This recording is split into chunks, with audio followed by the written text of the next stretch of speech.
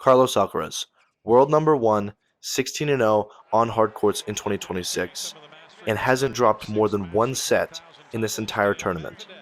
And Daniil Medvedev just dismantled him in straight sets. This wasn't a mistake. Medvedev came prepared with a plan, and he executed it in two different ways in two different sets. And here's how he did that. The first set lasted just 34 minutes and came down to a single break of serve.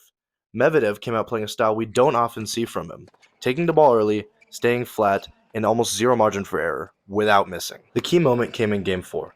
Alcaraz was up 40-15 and holding 2 points comfortably.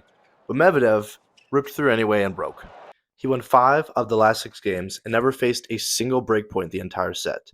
And the reason Alcaraz's return was so off, Medvedev's first serve was landing deep and mixing spots well, and Alcaraz just couldn't get a read on it.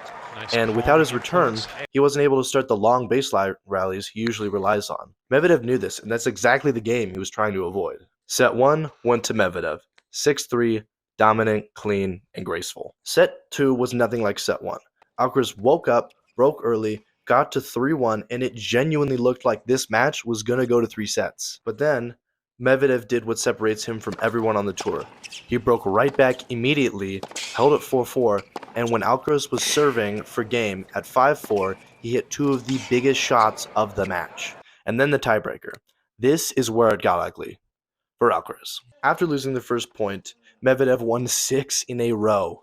He held match point at 6-1, and although Alcaraz saved 2 of the points, on the third, Medvedev hit a clean ace down the middle. 5 reasons Medvedev won this match.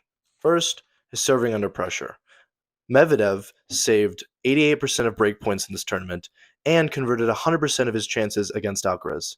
Alcaraz converted 20%. 2 is how Medvedev hit the ball. Early and flat. No looping topspin and no defensive retrieving.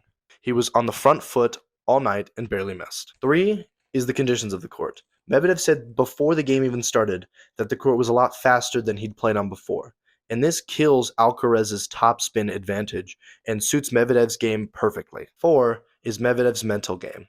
He got broken 2 sets and came back immediately. Most players on tour do not recover that cleanly. 5 is the tiebreak ownership. This was his first win over Alcaraz since the US Open in 2023, ending his 4-match losing streak and extending his winning streak on tour to 18 consecutive sets. Medvedev now faces Jannik Sinner in the Indian Wells final, 2 completely different styles of play, and genuinely after watching Medvedev play, I have to back the Russian. If you want a breakdown of that final, subscribe. It's coming.